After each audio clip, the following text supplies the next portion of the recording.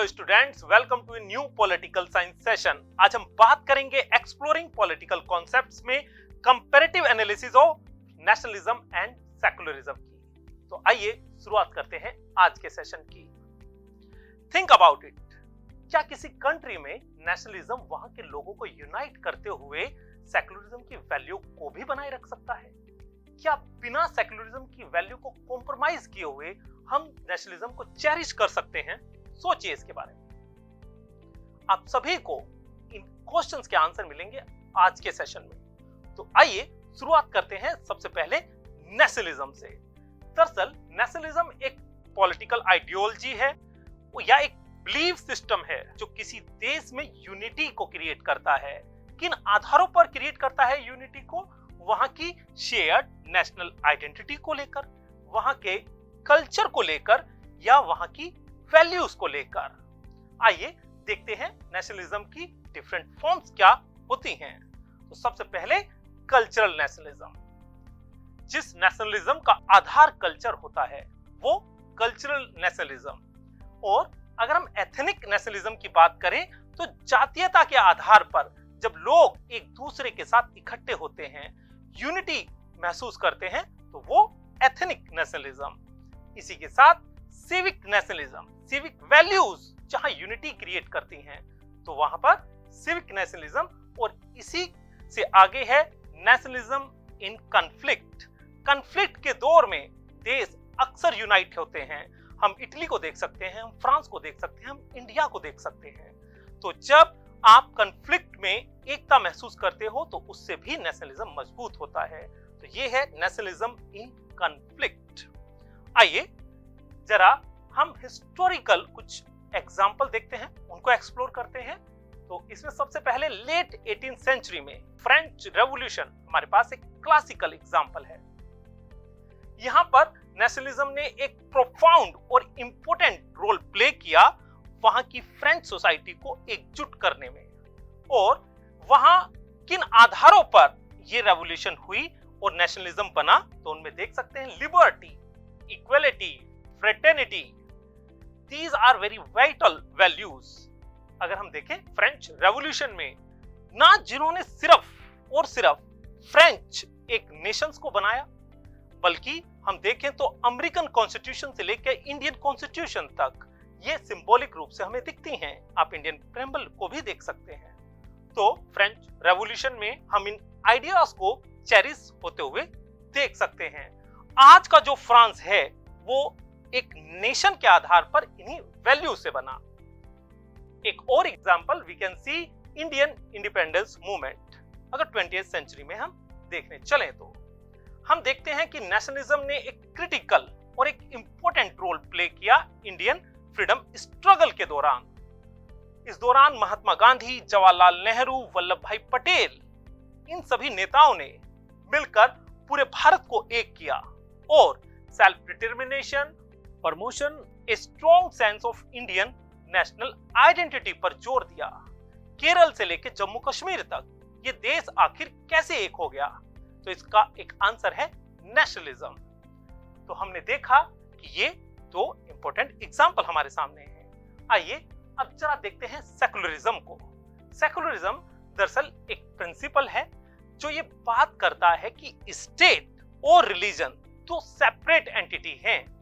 यानी कि इसमें गवर्नमेंट जो है वो रिलीजन के एरिया में कोई इंटरफेयर ना करे और रिलीजन गवर्नेंस के एरिया में कोई इंटरफेयर ना करे। इसके आगे हम देखें तो ये इंश्योर करता है इक्वल ट्रीटमेंट को सभी रिलीजन के बीच में और इसी के साथ promote religious freedom, tolerance among the religions और इसी के साथ न्यूट्रलिटी इन पब्लिक लाइफ की बात करता है। अगर हम फॉर्म्स ऑफ सेकुलरिज्म की बात करें तो इसमें शामिल होते हैं एक सेकुलर स्टेट, यानी कि एक ऐसा स्टेट जिसका कोई अपना रिलीजन नहीं होता। फ्रीडम ऑफ रिलीजन, यानी कि उसके सभी जो पीपल हैं वो अपने रिलीजन को फ्रीली मना सकें। रिलीजियस न्यूट्रलिटी इन गवर्नमेंट, यानी कि गवर्नमेंट किसी एक सिंगल रिलीजन को इंपॉर्टेंस नहीं देगी, सभी रिलीजन उसके लिए इक्वल होंगे।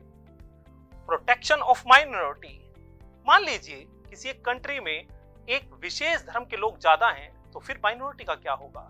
तो सेकुलर स्टेट में इस बात का ध्यान रखा जाता है कि माइनॉरिटी राइट्स भी प्रोटेक्ट हों। आइए जरा हम हिस्टोरिकल एग्जांपल देखते हैं। तो इसमें एक एग्जांपल है फ्रेंच सेकुलरिज्म का, जिसको फ्रेंच में लाइसिटे बोलते हैं। अब बेसिकली लाइसिटे क्या है? ये एक सिग्निफिकेंट कॉन्सेप्ट है जो इस बात पर जोर देती है कि एक स्ट्रॉन्ग डिवीजन होना चाहिए रिलीजन और गवर्नमेंट के बीच में। हिस्टोरिकली फ्रांस में ये देखने को आया कि जो वहां रिलीजियस सिंबॉलिक रूप से चर्च जो है स्टेट को बहुत अधिक इंपैक्ट करती थी उसके काम में, तो फिर लेटर पार्ट में हमने देखा कि स्टेट ने अपने आप को फ्री किया रिलीजन से, इसलिए ये अवधारणा आई, कॉन्सेप्ट आई, जिसको हम लाइसिटे बोलते हैं। तो ये बात करती है कि limiting religious influence in the government institution, जो आज हम फ्रांस में देखते भी हैं। इसी के साथ इंडियन कॉन्स्टिट्यूशन का भी एक एग्जांपल हम देख सकते हैं। जब इंडियन कॉन्स्टिट्यूशन बना तो हमने इस बात को ध्यान रखा कि इंडिया एक सेकुलर स्टेट होगा, सभी के लिए रिलीजन के रूप में फ्रीडम होगा और इसी के साथ किसी के साथ डिस्क्रिमिनेशन नहीं होगा। आर्टिकल 14, आर्टिकल 15, आर्टिकल 29 को एग्जांपल के रूप में हम देख सकते हैं। तो हमने देखा एक इंडियन कॉन्स्टिट्यूशन का एग्जांपल और हमने देखा एक फ्रेंच एग्जांपल के रूप में। आइए अब एक कंपैरेटिव एनालिसिस करते हैं नेशनलिज्म और सेकुलरिज्म के बीच में। हमारे पास कुछ एस्पेक्ट्स होंगे। सबसे पहले बात करेंगे हम फोकस, उसके बाद principles and then scope and lastly goal के बारे में। सबसे पहले देखते हैं फोकस। नेशनलिज्म दरअसल इस बात पर फोकस करता है कि कैसे कोई कंट्री जो है वो यूनाइट होगी, वहां उस कंट्री की यूनिटी, उस नेशन की यूनिटी, उसके लिए सबसे बड़ा फोकस होती है नेशनलिज्म में। On the other hand secularism इस बात पर ज्यादा फोकस करता है कि वहां पर रिलीजन जो है और गवर्नमेंट जो है वो आपस में अलग अलग रहें, यानी कि एक दूसरे में उनका इंटरफेयर ना हो। अगर हम प्रिंसिपल की बात करें तो नेशनलिज्म में प्राइड हो हमें अपनी कंट्री के ऊपर, लॉयल्टी हमारी बनी रहे और एक आइडेंटिटी बने अपने नेशन के साथ, जैसे कि हम एज ए इंडियन चेरिश करते हैं अपनी आइडेंटिटी को।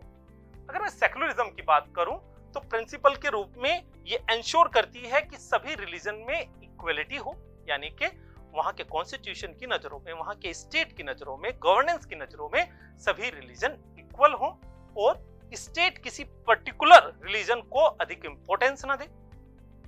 स्कोप की बात करें तो ये अप्लाई होता है nationalism cultural, political and social unity के रूप में किसी नेशन में।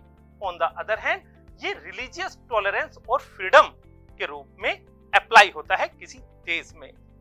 अगर हम गोल की बात करें, आखिर नेशनलिज्म क्या चाहता है गोल के रूप में, तो ये चाहता है कि वो देश जो है उसकी नेशनल यूनिटी मजबूत हो, उसकी सॉवरेनिटी बनी रहे और वहां पर पैट्रियोटिक जो हो वहां के सिटीजन बने।